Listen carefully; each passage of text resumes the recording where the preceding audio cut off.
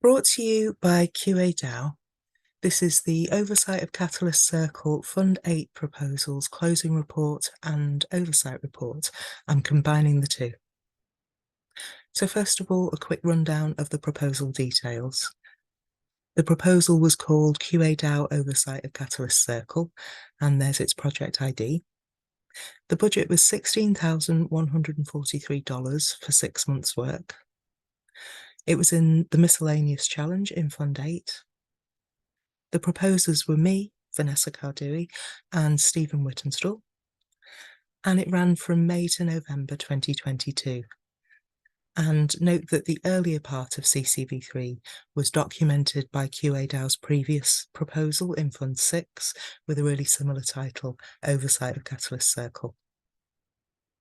You can see our written report for detail on how we met the miscellaneous challenges criteria and how we delivered our project aims, because those are both quite simple. The full report you can find at this link here. And you can also see our Gitbook and YouTube to look at the project's outputs in terms of documentation. The key achievements for the proposal: first of all, maintaining the meeting-by-meeting documentation that we promised, despite a number of unexpected barriers. For example, a considerably longer run for CCv3 than what was budgeted for, and I'll say a little bit more about that later. Then a move from fortnightly meetings to weekly meetings, which instantly doubled the documentation workload. And unfacilitated meetings after the CC admin team resigned, which makes documentation a bit harder. Unfacilitated meetings are always a little bit more muddled and confused, so there's extra work to sort them out and document them clearly. Another key achievement was developing a documentation methodology which is appropriate for this kind of official governance-related meeting. And a third one is creating a searchable open source record of CCv3. Taken together with QA DAO's other Circle Git books, this gives a complete meeting-by-meeting archive of Catalyst Circle, right from its inception up until November 2022, which anyone can check in the event of any query. Now, two key learnings from this project. There's more than two in the written report, but I think these two are the really significant ones.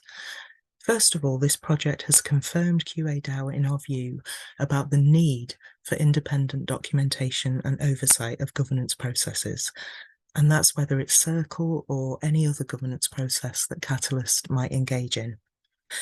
We believe that independent, detailed documentation of governance processes, so in effect, a kind of Catalyst governance archive, is an absolute necessity if we're going to take decentralized governance seriously.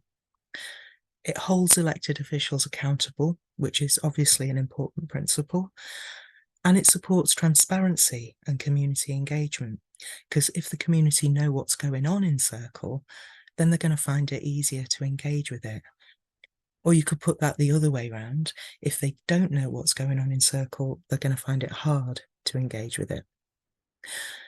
This is even more resonant in the light of what's happened since this project ended. CCv4 took office 5 months ago for a 6-month term, and it's had no independent documentation or oversight by QA DAO or anyone else.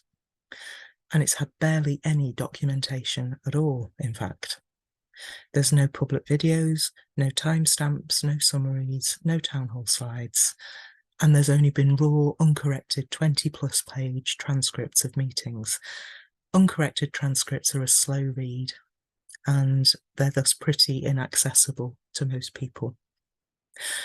And what's been the result of this? Well, I'm going to say it. This is only an opinion and you can disagree, but I think it's a reasonably well-informed opinion. The result is that Circle has now largely lost touch with the community it was elected to serve. With no documentation, few people know what CCv4 is doing, and if they wanted to find out, it would be really laborious for them to do so. Another key learning from the project has been the retrospective importance of documentation. Just like any community, in Catalyst, we need our recorded history even more as time passes and we forget the details. You can see how useful documentation can be in this little Telegram discussion in the PA's Telegram. There was some discussion about something that had happened in CCv3, and we were able to mainly sort it out by looking at the documentation. So if we hope to learn from our past rather than merely repeating it, then accurate documentation becomes even more valuable as time goes on.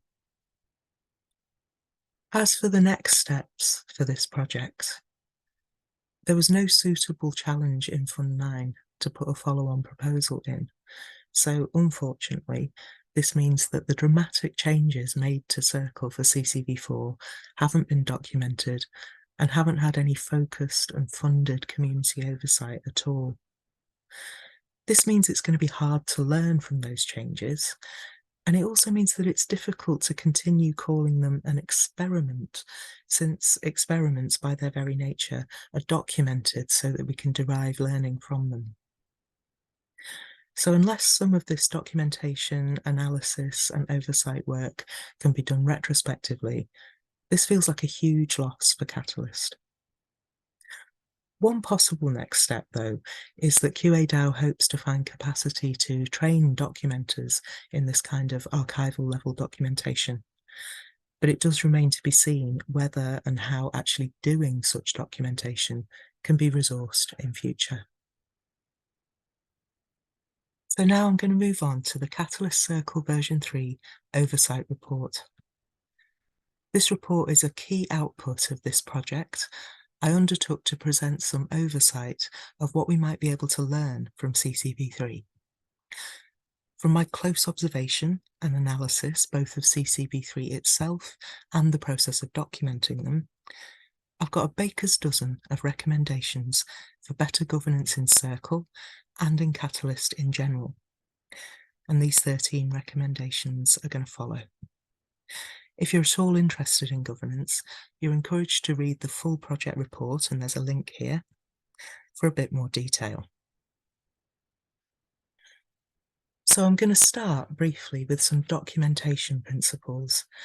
These are QA-DAO's recommendations derived from this project for how to document a governance process. And then I'll move on to the actual oversight of the events of Catalyst Circle version 3 and what we might be able to learn from them. So, recommended documentation principles. Number 1, first and foremost, fund it. Fund independent documentation of all of our governance mechanisms as an intrinsic part of having them. And number 2, also fund a range of independent oversight conducted by documenters and by others from all parts of the community. Number 3, don't have the executive body documenting itself. This allows way too much potential for corruption. A basic principle of this project was that documentation needs to be independent, and you can read a little bit more detail on that in the written closeout report.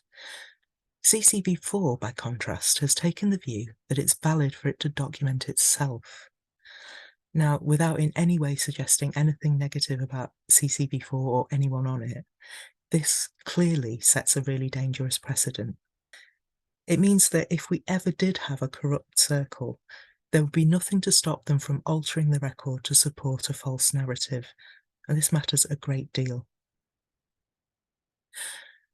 Next recommendation is to use and fund an appropriate documentation methodology for formal governance-related meetings, something that will produce a sufficient record. And I'm going to say a little bit more about that in the next slide. And the 5th recommendation, start with factual documentation, but include clarifying commentary where it's needed to correct any factual inaccuracies in what's said in a meeting, or to highlight governance issues, or to make things easier to understand. Always mark it clearly as commentary. And leading on from that, other than in exceptional circumstances, release detailed oversight, like this report, only after the fact to avoid any undue influence. And just to quickly backtrack a little bit to number 4 and that idea of an appropriate documentation methodology, These are the components of such a methodology for governance meetings. Number 1, time-stamped video or audio recording. Untimestamped ones have little utility in this context. It's far too time-consuming for most people to watch a whole 2-hour video with no timestamps. Secondly, a fixed archival copy of documents. What this means is that quite often in a meeting, a document might be shared which is still live and still being worked on. So its final form is going to be quite different from what's being discussed in the meeting.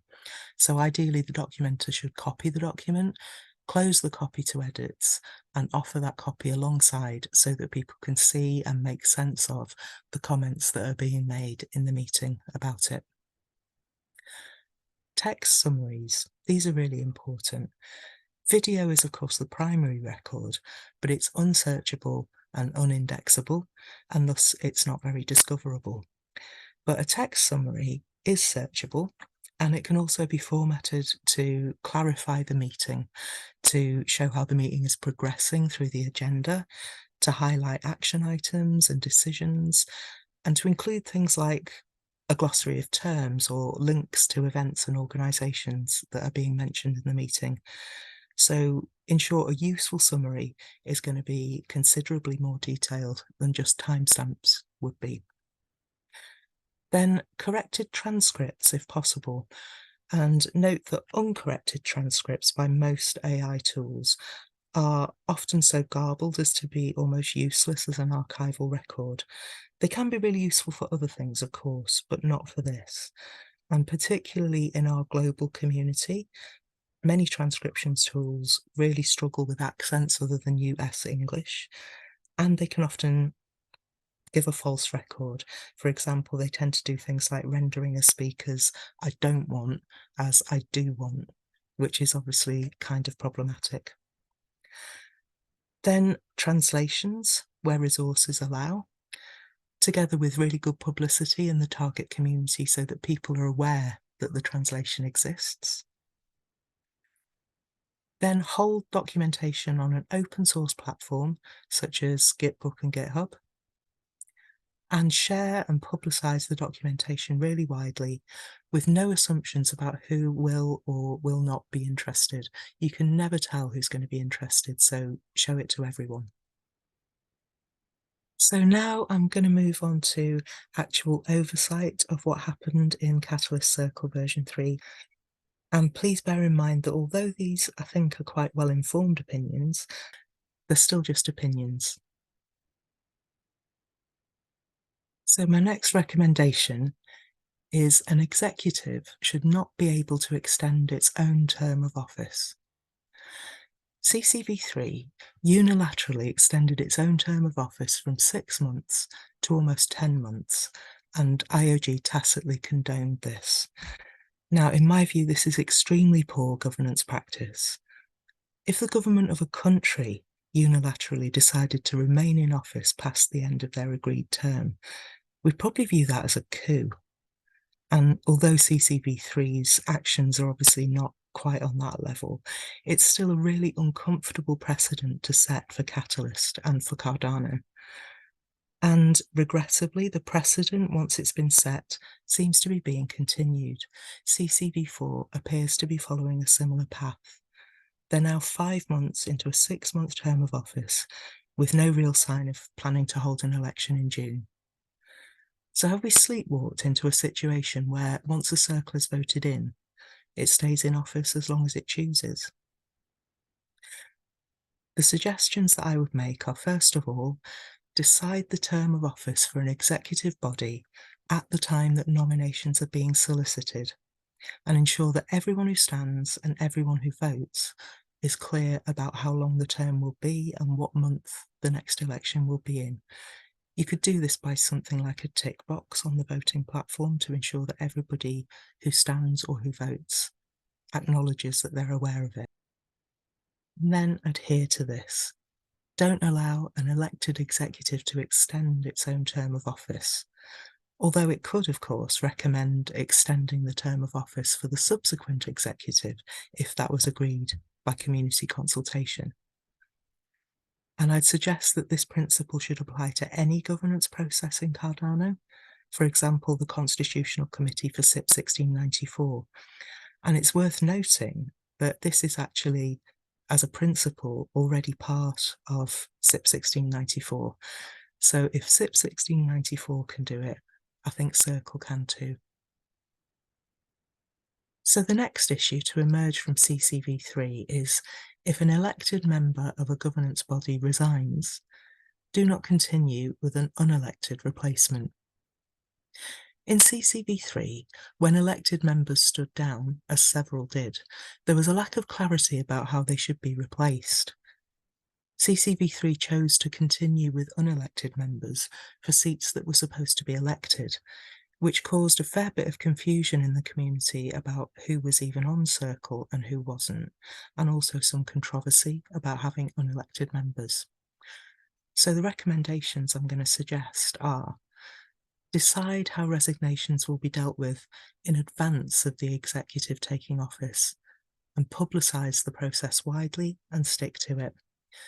Don't decide how to deal with resignations ad hoc when a resignation occurs. Secondly, don't have a resigning member appointing their own replacement directly, because this is quite open to abuse.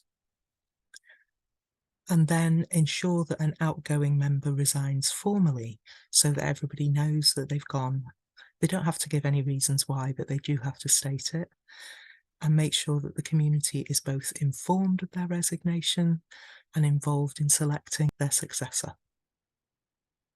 The next oversight issue to emerge from CCv3 is, what does it really mean to represent someone? And I think this is important because while it's obviously an issue for future iterations of Circle, it could also be an issue for other future representative roles that we might have in Catalyst. But representation was certainly at the root of some quite complex issues in Circle version 3. CCv3 showed a real lack of clarity on what representing somebody means. For example, some reps were raising issues that didn't actually come from their communities, but just from themselves, and they weren't asking their communities for any input. When it comes to Circle v3's design for Circle v4, representation was an issue there. The design might have been slightly lost in translation or misunderstood somewhere, but originally the idea that came out in the meetings was that seats would not be defined in advance, but that any group in Catalyst could say, we're a community and we want to be represented on Circle, and put forward a rep, who then may or may not have been elected. But the concept wasn't fully agreed or developed by CCv3, and it morphed into an approach in which the whole concept of representation pretty much disappeared. And we were left with a situation in which a CCv4 candidate didn't actually have to say who they represented. So it's led to a Circle that is unclear about who it represents, and is thus pretty much accountable to no one. Just as an example, CCv4 have issued a statement on Twitter a while ago to say that they represent the Cardano community, whereas they were actually elected as Catalyst Circle to represent the Catalyst community, which is a somewhat different thing. So a degree of confusion on who they represent and who they're accountable to. So the suggestions or recommendations that come out of this are, for future Circle iterations, define clearly who an elected rep is supposed to represent. This can be defined by the rep themselves in a platform statement, and it could certainly be, I represent everyone, or I represent no one but myself even. But either way, it should be defined, and voters should know how each candidate is defining it. And once they're elected, ensure that reps are communicating with those that they represent, that the issues they raise in Circle have come from those that they represent, and that they seek opinions from and explain decisions to those that they represent. And resource some community debate on what we want representing to mean, both for Circle and for other instances of delegated power. What should a representative do, and how should they represent someone? The funded proposers subcircle did a little bit of work on this, so these slides in the link there could be a starting point to agree with or disagree with, and I hope it's not a conflict of interest to mention those. The next oversight issue is improving outreach and community engagement, because obviously along with representation comes doing outreach to those that you represent so that you can represent them properly. Circle V3 often undertook in a meeting to go and consult the community on an issue, but then they didn't do so. And that's obviously almost certainly mostly an issue of capacity and having time. Another aspect of outreach that was an issue is that when CCv3 was seeking solutions or looking for somebody to do a task for Circle, they tended to rely on groups that they already knew, rather than reaching out and using open and public tendering processes to try and find somebody to do it. So the recommendations from this, first of all, I think we need to recognise community engagement as the core obligation for Circle reps and centre it in Circle meetings. Along with that, we need to undertake a realistic assessment of the hours that a Circle rep needs in order to fulfil this core obligation and do it well. Next, we need to log each rep's outreach efforts, keep a record of what people are doing and share them in meetings. And if no outreach has been done, that ought to trigger a conversation about why not and what the barriers are. And if there is feedback, Circle should act on it rather than simply noting it, which sometimes tended to be what happened in CCv3. And finally, when seeking solutions or selecting an organisation to do a task for Circle, Circle should invite wide input and be public about its selection process, rather than just relying on contacts that they already have. The next oversight issue is that in order to ensure sound decision-making processes, an executive body should not try to facilitate itself.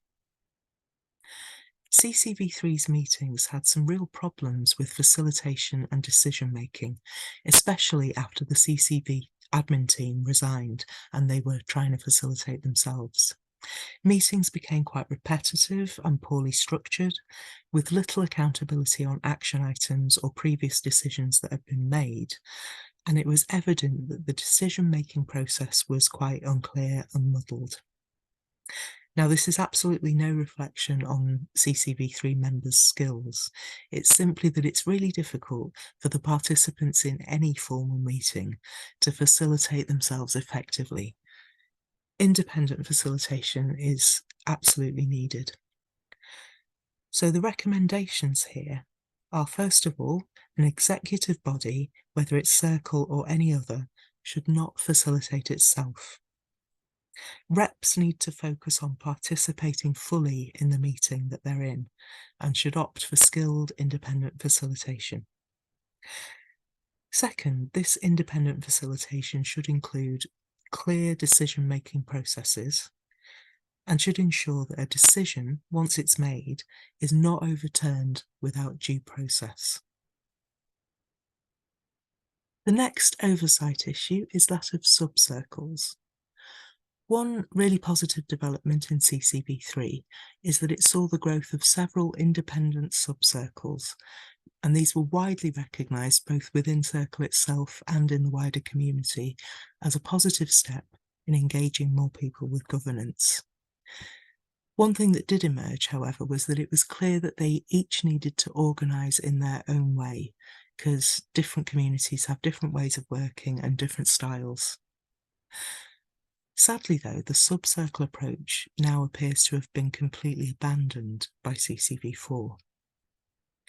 So the recommendations coming out of this are, first of all, for future iterations of Circle, each rep should recruit some kind of a subcircle, and that should be properly resourced. Secondly, the subcircles should define their own working methods, and they should document their work in some way that is appropriate to their approach. We should avoid enforcing any universal working methods. The next and penultimate issue is a circle code of conduct. CCv3 began working on a code of conduct for Circle. You may remember some after town hall sessions about it and a policy survey that they did. They didn't complete this work, but the intention was always that it should be continued by CCv4. At the time of this recording, CCv4 have created a very generic draft, which you can see at that link.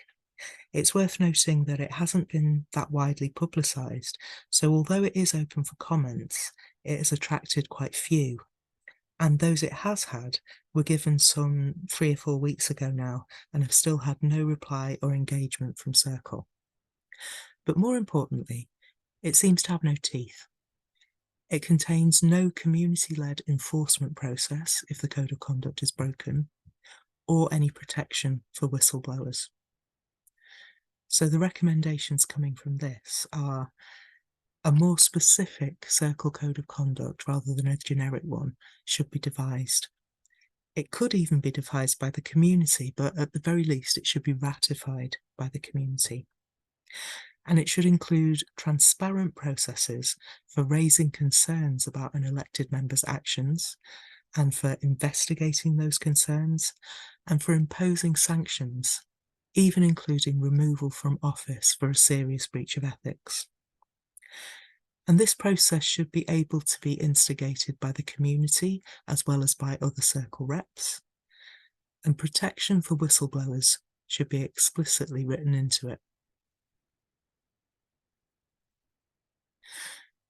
And the final oversight issue is about scale of changes.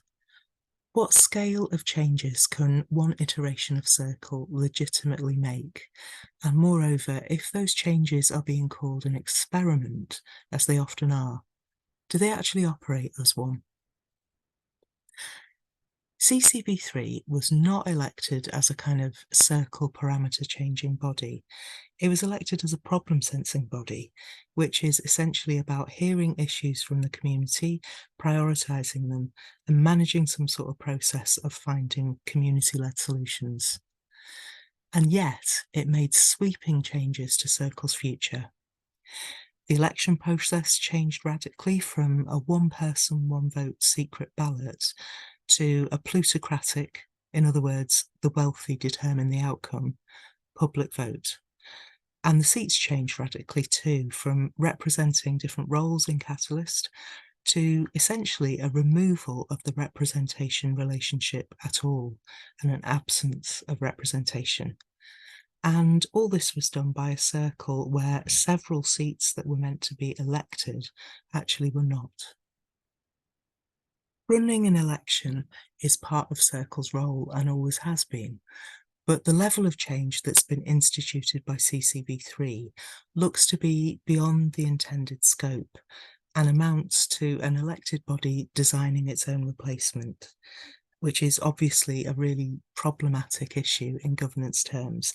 If an elected body designs its own replacement, then it could structure the rules so as to ensure that current members are re-elected. So that's why it's a problem. Also, the changes have often been described as an experiment. It's a word that's very commonly used in Catalyst, but the changes that CCv3 has instituted are not set up to operate as an experiment. No baseline data has been collected, no hypothesis is there to say what the experiment is designed to test. There's no process in place to gather insights from the community on the effects of the changes, and nothing has been recorded or archived or collected to give us data for that. There's no community oversight in place to collate an overview of what the effects have been. There's no process to halt the experiment if needed. There was discussion in CCv3 about an interim confidence vote on CCv4, but that's never happened. And there's no means to roll back the changes if the community finds them unsatisfactory. So recommendations here. A community conversation is needed about what level of change an iteration of Circle can bring in. This is an area that just warrants more community discussion. If we're going to have that discussion, we need monitoring, analysis, and community oversight of significant changes, and that should be funded. And there should be a process in place to roll those changes back if needed.